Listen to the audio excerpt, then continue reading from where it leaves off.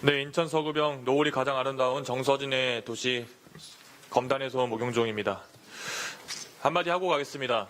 어떤 지자체장은 나왔다고 뭐라 하고 어떤 지자체장은 안 나왔다고 뭐라 하는 게 일관적이지 않다라고 말씀하셨는데요. 그게 아니라 내용을 따지는 겁니다. 예를 들어서 광주시장 같은 경우는 나와서 계엄에 바로 반대하는 이야기를 했습니다. 그런 회의를 했었어야죠. 경기도지사 나와서 그렇게 바로 반대했습니다. 그렇게 했었어야죠.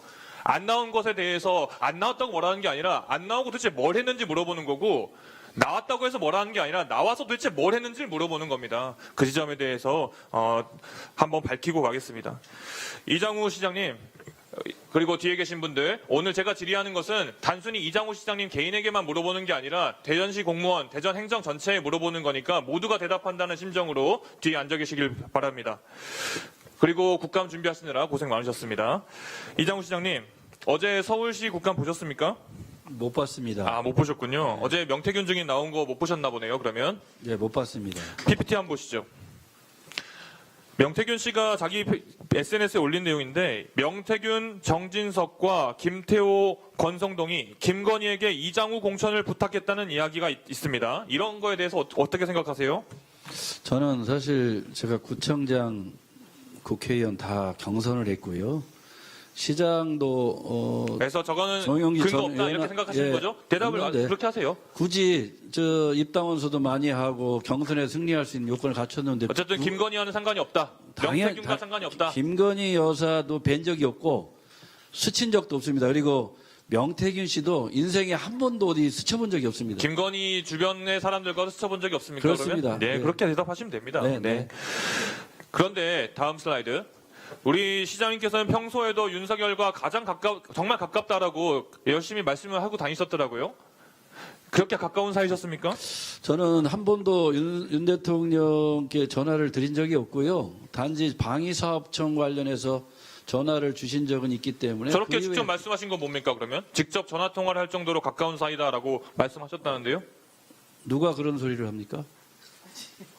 본인의 발언이에요, 저게. 그러니까 누가 들었는데요, 그 얘기를? 언론 보도에 저렇게 나와 있어요. 그렇습니까? 네. 저는 저 시장으로서 특별히 시정 사안 빼고는 뭐 특별히 그렇게 말씀하시면 되지 뭘 누가 말했냐고 물어보실 필요가 뭐 있습니까? 말한 적이 없기 때문에. 다음 슬라이드 보시죠. 예. 아까 존경하는 이해시관님 말씀하시긴 하셨는데, 기본적으로 우리 시장님께서는 이 입법부, 아까 뭐 입법 권력 이야기하시면서 뭐 하신 발언도 있지만, 이 국회에 대해서 되게 부정적으로 바라보시나 봐요. 그중에서 제가 경악을 금치 못했던 내용이 국회를 해산시켜야 할 만큼 최악의 상황이라는 표현입니다. 국회를 해산시킬 수 있는 사람이 누굽니까? 사실 누굽니까? 아니 저 말씀을 아니요, 제가 물어본 거 대답하세요, 그러면. 아니 물어본 게 제 말씀도 들으셔야죠. 그럼 안 듣겠습니다. 제가 물어보는 거 대답해 주세요. 국회를 해산시킬 수 있는 사람이 누구냐고 여쭤봤지 않습니까? 대통령입니까? 국회에서 해야 됩니다. 국회가 스스로 해산할 수 있다? 그렇습니다. 그런 제도가 우리나라에 있나요? 저 지난해에 예산 관련해서 지방정부 예산이 거의 그런 제도가 증액이 10원도 없습니다. 없었고 네. 그냥 일방적으로 처리했고 시장님, 그 과정에 있는 국회의 현대 상황이 국회를 해산시킬 수 있는 국민이 것은 볼 때 대한민국 국회가 그런 제대로 하고 제도가 있냐고 없습니다. 판단하지 않습니다. 그러니까 그런 제도가 없지 않습니까? 제가 물어보는 게 대답해 주세요. 그런 제도는 없지 않습니까? 심정적으로 국회를 해산시켜야 된다라고 말했다라는 그건 심정적으로 네, 그렇게 국민들의 말씀하시면 뜻이라고 되죠. 생각하고 있습니다. 그런데 이 내용, 방금 이 발언들이 윤석열이 발표한 비상계엄 담화문하고 별 다를 게 없습니다. 물론 그거하고 우연의 일치라고 하시겠죠. 연결시키시면 안 된다고 그러니까 우연의 생각합니다. 일치라고 말씀하시겠죠. 하지만 다를 게 없다라는 겁니다. 저는 대한민국 다음 민주주의를 슬라이드. 얘기한 거고요. 다음 국회의 슬라이드. 민주주의, 의회 민주주의를 얘기한 겁니다. 우리 그래서 아까 뭐 집에 계셨다는 거를 되게 자랑스럽게 말씀하셨는데, 기본적으로 이 계엄에 대해서, 계엄은 불법이기 때문에 해야 할 일이 아니다라고 생각하신 겁니까? 아니면은 지방행정이 할 일이 아니기 때문에 아무것도 안 하셔야겠다 생각하신 겁니까?